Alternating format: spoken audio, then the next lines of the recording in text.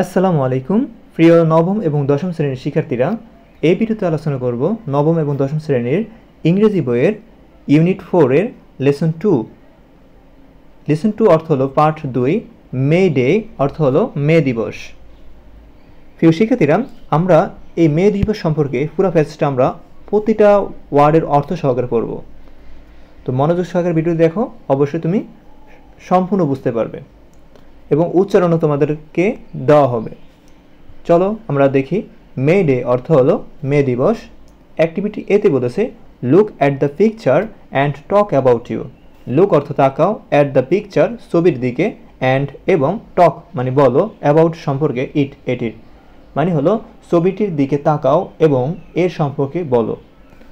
দেখো আমরা এখানে এক নম্বর বলছে হোয়াট ডু ইউ সি, তুমি কি দেখতে পাচ্ছ, ইন দ্য পিকচার ছবিতে, মানে তুমি ছবিতে কি দেখতে পাচ্ছ, মে ডে দেখতেছি। মানে এটা হলো একটি শ্রমজীবী মানুষের ন্যূনতম অধিকার প্রতিষ্ঠার সংগ্রাম ও ত্যাগের ইতিহাস সম্পর্কিত একটি ছবি। তো দেখো অ্যাক্টিভিটি বিতে বলছে রিড দ্য টেক্সট, রিড মানে পড়ো, দ্য টেক্সট মানে লেখাটি, অ্যান্ড আনসার উত্তর দাও, দ্য কোশ্চেন্স দ্যাট ফলো মানে নিচের কোশ্চেনগুলো উত্তর দাও। তো আমাদের এই টেক্সটটি পড়তে হবে, তারপরে আমরা প্রশ্ন উত্তর দিতে পারবো। তো প্রশ্নের উত্তর আমরা পরবর্তী ভিডিওতে দিব। এই ভিডিওতে আমরা শুধু এই ফ্যাজটার অর্থ পড়বো, অর্থ সহকারে পড়বো, কারণ অর্থ সহকারে পড়লে ভেঙে অর্থ সহকারে পড়লে অনেক সময় লাগবে। তো ভিডিওটা অনেক বড় হয়ে যাবে, তোমরা ভিডিওটা দেখবে না। তো আমরা কি করব, এটার প্রথম পার্ট হলো আমরা অর্থ সহকারে পুরো ফ্যাজটা পড়বো, দ্বিতীয় পার্টে আমরা এইটার অ্যান্সার মানে কোশ্চেনের উত্তর দিব, ঠিক আছে? তো চলো আমরা অর্থ সহকারে পড়ি।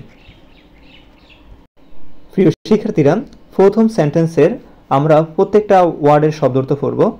যেমন এখানে মে ডে, দেখো মে ডে অর্থ হলো মে দিবস। ইন্টারন্যাশনাল অর্থ হলো আন্তর্জাতিক। ওয়ার্কস অর্থ হলো শ্রমিকদের। দেখো এখানে প্রত্যেকটা সেন্টেন্সের এখানে নিচে ওয়ার্ড দেওয়া আছে। ডে অর্থ দিন। অবজার্ভ অর্থ হলো পালন করা হয়। মে 1 অর্থ হলো একলা মে। অল ওভার অর্থ সমস্ত জুড়ে। দ্য ওয়ার্ল্ড অর্থ হলো বিশ্বে। টুডে আজ। কমেমোরেট অর্থ হলো স্মরণ করা। কমেমোরেট অর্থ হলো স্মরণ করা। হিস্টোরিক্যাল অর্থ হলো ইতিহাস বা ঐতিহাসিক। স্ট্রাগল অর্থ হলো সংগ্রাম। স্যাক্রিফাইসেস অর্থ হলো আত্মত্যাগ। ওয়ার্কিং পিপল শ্রমজীবী মানুষ। এস্টাবলিশ অর্থ হলো প্রতিষ্ঠা করা। 8 আওয়ার ওয়ার্ক ডে অর্থ হলো 8 ঘন্টা কর্মদিবস। তো আমরা কিছু ওয়ার্ডগুলো মিলে কিছু অর্থ তৈরি করি, মানে উপাংশ যেটাকে বলা হয়। May Day or international works day, May দিবস বা আন্তর্জাতিক শ্রমিক দিবস। ইজ অবজার্ভড পালন করা হয়। অন মে 1 একলা মে, মানে হলো মে দিবস বা আন্তর্জাতিক শ্রমিক দিবস পালন করা হয় একলা May. All over the world today আজ সারা বিশ্বে। টু কমেমোরেট স্মরণ করার জন্য। The historical struggle and sacrifices ঐতিহাসিক সংগ্রাম ও আত্মত্যাগে। অফ দ্য ওয়ার্কিং পিপল শ্রমজীবী মানুষে। টু এস্টাবলিশ অথবা প্রতিষ্ঠার জন্য। অ্যান 8 আওয়ার ওয়ার্ক ডে 8 ঘন্টা কর্মদিবস। তোমরা এইভাবে যদি পড়ো তো ইংরেজি তোমাদের কাছে খুবই কঠিন মনে হবে না, খুবই সহজ মনে হবে। তো আমি মনে করি আমি যেভাবে তোমাদের বলতেছি সেভাবে তোমরা পড়বা। ওকে, তো এটা পুরোটা সেন্টেন্সের অর্থ হলো মে দিবস বা আন্তর্জাতিক শ্রমিক দিবস একলা মে সারা বিশ্বে পালন করা হয়, যাতে শ্রমজীবী মানুষের ঐতিহাসিক সংগ্রাম ও আত্মত্যাগকে স্মরণ করা হয় এবং 8 ঘন্টার কর্মদিবস প্রতিষ্ঠার কথা তুলে ধরা হয়। পরবর্তী সেন্টেন্সের আমরা সবগুলো অর্থ পড়ব। যেমন সবগুলো ওয়ার্ডের অর্থ হলো ইট অর্থ এটি, ইজ মানে হলো, এ অর্থ একটি, পাবলিক হলিডে অর্থ হলো সরকারি ছুটি, ইন অর্থ মধ্যে। তোমরা চাইলে এগুলো খাতায় লিখে রাখতে পারো, খাতায় লিখলে এগুলো তোমাদের মনের ভিতর গেঁথে যাবে, ঠিক আছে? তো অলমোস্ট অর্থ হলো প্রায়, অল অর্থ সব, দ্য কান্ট্রিজ অর্থ দেশগুলো, অফ দ্য ওয়ার্ল্ড অর্থ হলো বিশ্বে। এখন আমরা উপাংশ পড়ব। প্রিয় শিক্ষার্থীরা দেখো, ইট ইজ এটি হলো আ পাবলিক হলিডে একটি সরকারি ছুটি। আ পাবলিক হলিডে অর্থ হলো একটি সরকারি ছুটি। ইন অলমোস্ট অল প্রায় সবগুলোর মধ্যে। The countries of the world বিশ্বের দেশগুলোর। তো আমরা পড়তে পারি it is a public holiday in almost all the countries of the world. এটা হলো এটি বিশ্বের প্রায় সব দেশের একটি ছুটির দিন। তৃতীয় নম্বর সেন্টেন্সে দেখো, এখানে আমরা এই সেন্টেন্সটা পুরো দেওয়া আছে, আমরা সেন্টেন্সে সবগুলো অর্থ পড়ব। সিন্স অর্থ থেকে, ইন্ডাস্ট্রিয়াল অর্থ হলো শিল্প সংক্রান্ত,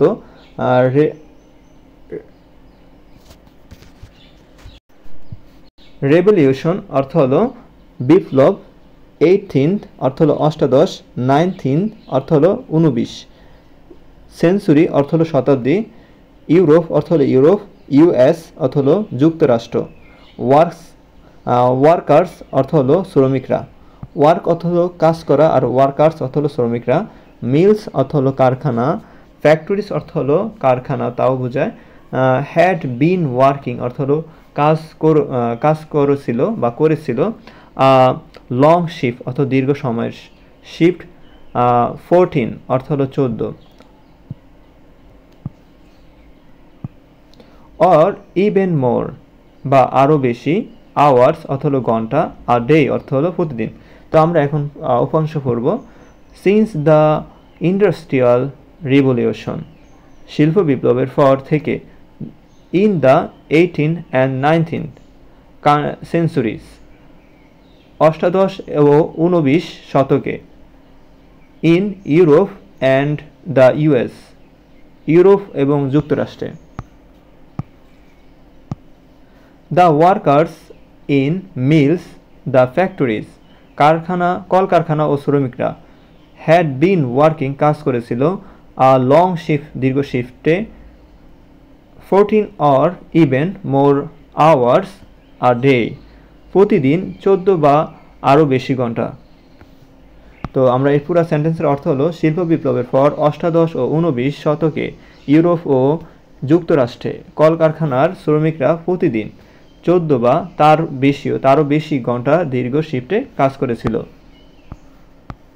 তার 4 নম্বর সেন্টেন্সে দেখো, আমরা প্রত্যেকটা ওয়ার্ডের প্রত্যেকটা শব্দের অর্থ পড়ব।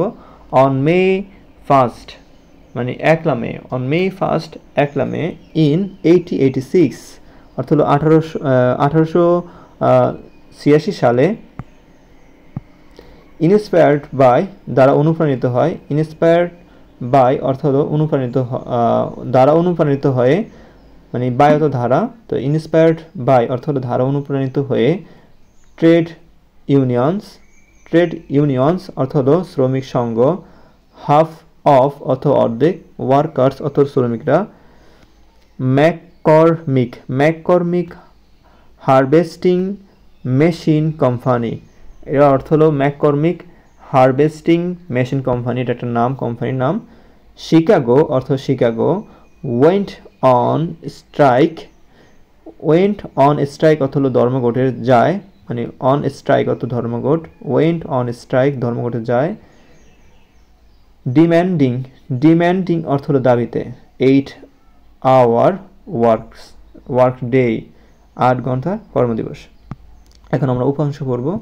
অন মে 1st ইন 1886 সালে 1 May, inspired by the trade unions, শ্রমিক সংগঠন দ্বারা অনুপ্রাণিত হয়,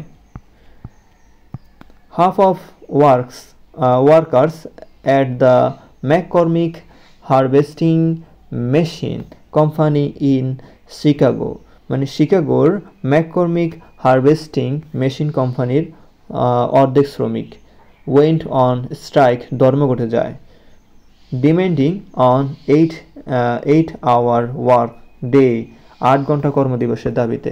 তো আমরা পুরো সেন্টেন্সে যদি আমরা অর্থ করতে যাই, তো এখানে বলা হয়েছে যে 1886 সালে 1 মে শ্রমিক সংগঠনের দ্বারা অনুপ্রাণিত হয়ে শিকাগো ম্যাককর্মিক হারভেস্টিং মেশিন কোম্পানির অর্ধেক শ্রমিক 8 ঘন্টা কর্মদিবসের দাবিতে ধর্মঘটে যায়।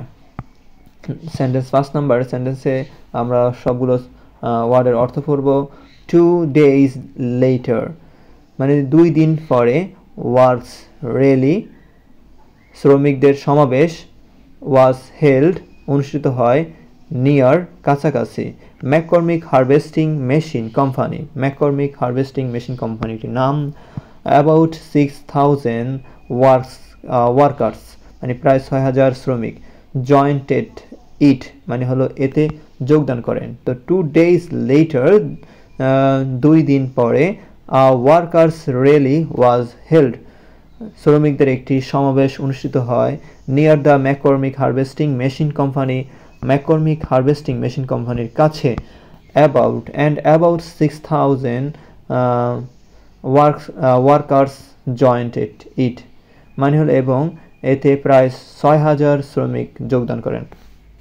তো পুরো সেন্টেন্সের অর্থ হলো 2 দিন পরে ম্যাককর্মিক হারভেস্টিং মেশিন কোম্পানির কাছে শ্রমিকদের একটি সমাবেশ অনুষ্ঠিত হয় যেখানে প্রায় 6,000 শ্রমিক যোগদান করেন বা যোগ করেন।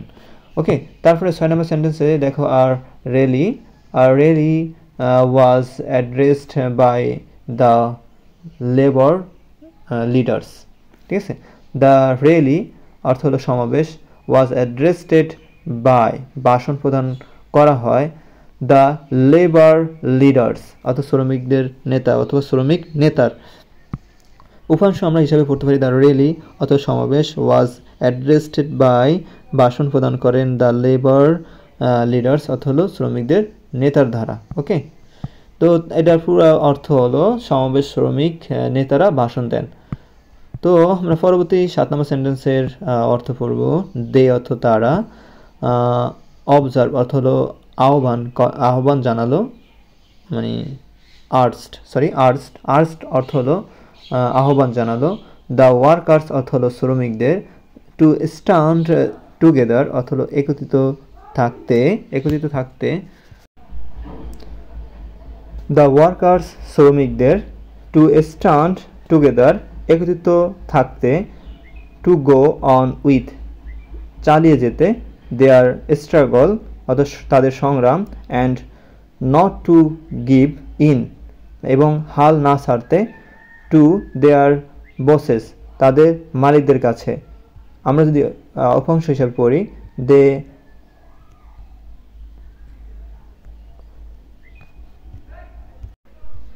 দে আর্জ দ্য ওয়ার্কার্স তারা শ্রমিকদের আহ্বান জানালো। দে টু স্ট্যান্ড টুগেদার একত্রিত থাকতে। To go on with their struggle তাদের সংগ্রাম চালিয়ে যেতে। And not to give in to their buses এবং মালিকদের কাছে হাল না ছাড়তে। ওকে, এটার অর্থ হলো তারা শ্রমিকদের আহ্বান জানালো যে তারা যেন একত্রিত থাকে, তাদের সংগ্রাম চালিয়ে যায় এবং মালিকদের হাল না ছাড়তে। এই সেন্টেন্সের অর্থ হলো এটা। তারপর পরবর্তী সেন্টেন্সে দেখো অ্যাট ওয়ান পয়েন্ট অর্থ এক পর্যায়ে, অফ দ্য র্যালি সমাবেশের। সাম স্ট্রাইক ব্র্যাকেটস অর্থ হলো কিছু ধর্মঘট ভঙ্গকারী। স্ট্যান্ড লিভিং মানে চলে যেতে শুরু করলো। দ্য মিটিং প্লেস অর্থ হলো সভাস্থল। তো পুরো আমরা উপাংশ পড়ব। At one point of the rally সমাবেশের এক পর্যায়ে। সাম স্ট্রাইক ব্র্যাকেটস স্টার্ট লিভিং কিছু ধর্মঘট ভঙ্গকারী চলে যেতে শুরু করলো। দ্য মিটিং প্লেস সভাস্থল মানে সমাবেশের এক পর্যায়ে কিছু ধর্মঘট ভঙ্গকারী সভাস্থল ছেড়ে চলে যেতে শুরু করলো। তারপরে পরবর্তী সেন্টেন্সের দ্য স্ট্রাইকার্স অর্থ হলো ধর্মঘটকারীরা। ওয়েন্ট ডাউন দ্য স্ট্রিট অর্থ হলো রাস্তায় নামলো। ওয়েন্ট ডাউন দ্য স্ট্রিট রাস্তায় নামলো। টু ব্রিং দেম ব্যাক তাদের ফিরিয়ে আনতে। টু ব্রিং দেম ব্যাক তাদের ফিরিয়ে আনতে। The strikers went down the street মানে হলো ধর্মঘটকারীরা রাস্তায় নামলো। টু ব্রিং দেম ব্যাক মানে তাদেরকে ফিরিয়ে আনতে, মানে ধর্মঘটকারীরা তাদের ফিরিয়ে আনতে রাস্তায় নামলো। ওকে, তার পরবর্তী সেন্টেন্সে সাডেনলি হঠাৎ অ্যাবাউট 200 পুলিশম্যান মানে হলো প্রায় 200 পুলিশ। অ্যাটাকড দেম তাদের আক্রমণ করলো। উইথ ক্লাবস অ্যান্ড রিভলভার্স লাঠি এবং রিভলভার্স নিয়ে। সাডেনলি অ্যাবাউট 200 পুলিশম্যান হঠাৎ প্রায় 200 পুলিশ। অ্যাটাকড দেম তাদেরকে আক্রমণ করলো। উইথ ক্লাবস অ্যান্ড রিভলভার্স লাঠি এবং রিভলভার্স নিয়ে, মানে হঠাৎ প্রায় 200 পুলিশ লাঠি এবং রিভলভার্স নিয়ে তাদের আক্রমণ শুরু করলো। বুঝছো, মানে আক্রমণ করলো আর তো তার পরবর্তী সেন্টেন্সের অর্থ দেখো, ওয়ান স্ট্রাইকার অর্থাৎ একজন ধর্মঘটকারী ওয়াজ কিল্ড নিহত হয় ইনস্ট্যান্টলি সাথে সাথে 5 or 6 আদার্স আরও 5 বা 6 জন হোয়ার সিরিয়াসলি ওন্ডেড অথবা গুরুতর আহত হয় অ্যান্ড মেনি আদার্স এবং আরও অনেকে ওয়ার ইনজার্ড অথবা আহত হয়। ঠিক আছে, তো আমরা অক্ষাংশ হিসেবে পড়তে পারি one striker was killed instantly, একজন ধর্মঘটকারী সাথে সাথে নিহত হয়। 5 or 6 others were seriously wounded, আরও 5 বা 6 জন গুরুতর আহত হয়। and many others were injured, এবং আরও অনেকে আহত হয়। আমরা পুরো ফুল সেন্টেন্সের মিনিং যদি পড়তে যাই, একজন ধর্মঘটকারী সাথে সাথেই নিহত হয়, আরও 5 বা 6 জন গুরুতর আহত হয় এবং আরও অনেকেই আহত হয়। ঠিক আছে, তো আমরা পরবর্তী সেন্টেন্স পড়ব। দ্য ইভেন্টস ঘটনাগুলো অফ মে 1, 1886 1 মে 1886 সালে আর দ্য রিমাইন্ডার একটি স্মরণ করে দেয় দ্যাট যে ওয়ার্কার্স শ্রমিকরা will continue to be exploited অথবা শোষিত হতে থাকবে আনটিল যতক্ষণ না দে স্ট্যান্ড আপ তারা উঠে দাঁড়ায় অ্যান্ড স্পিক আউট এবং সোচ্চার হয় টু গেইন অর্জনের জন্য বেটার ওয়ার্কিং কন্ডিশনস উন্নত কর্মপরিবেশ, বেটার পে ভালো বেতন, অ্যান্ড বেটার লিভস বা লাইফস এবং ভালো জীবন। দ্য ইভেন্টস অফ মে 1, 1886 1886 সালে 1 মে ঘটনা আর আ রিমাইন্ডার দ্যাট এটি স্মরণ করে দেয় workers will continue to be exploited শ্রমিকরা শোষিত হতে থাকবে আনটিল যতক্ষণ না they stand up and speak out যতক্ষণ না তারা উঠে দাঁড়ায় এবং সোচ্চার হয় to gain better working conditions, better pay and better lives উন্নত কর্মপরিবেশ, ভালো বেতন এবং ভালো জীবন অর্জনের জন্য। ঠিক আছে, তো এটার পুরো মিনিং হলো 1886 সালে 1 মের ঘটনা আমাদের স্মরণ করিয়ে দেয় যে শ্রমিকরা যতক্ষণ না তারা উঠে দাঁড়ায় এবং সোচ্চার হয় ততক্ষণ তারা শোষিত হতে থাকবে এবং তারা উন্নত কর্মপরিবেশ, ভালো বেতন এবং ভালো জীবন অর্জন করতে পারবে না। ওকে, আশা করি প্রিয় শিক্ষার্থীরা এ হলো 40 নম্বর ফেজের পুরা টেক্সটের অর্থ সহকারে বলে দিয়েছি। তোমরা যদি এরকম ভিডিও চাও তো অবশ্যই চ্যানেলটি সাবস্ক্রাইব করে রাখবে আর কমেন্ট করে জানাবে তোমরা এরকম করে ভিডিও চাচ্ছ কিনা, কারণ এরকম করে দেখবা যে তোমরা কোনো ইউটিউবে এরকম করে পড়াবে না। ঠিক আছে, প্রত্যেকটা ওয়ার্ড ভেঙে এবং কিছু ওয়ার্ডগুলো একত্রিত করে অর্থ দেওয়া, এরকম কোনো স্যারে পড়ায় না। ওকে, তো আশা করি তোমরা বুঝতে পেরেছো। পরবর্তী ভিডিও পাওয়ার জন্য কমেন্ট করে জানাও। ধন্যবাদ।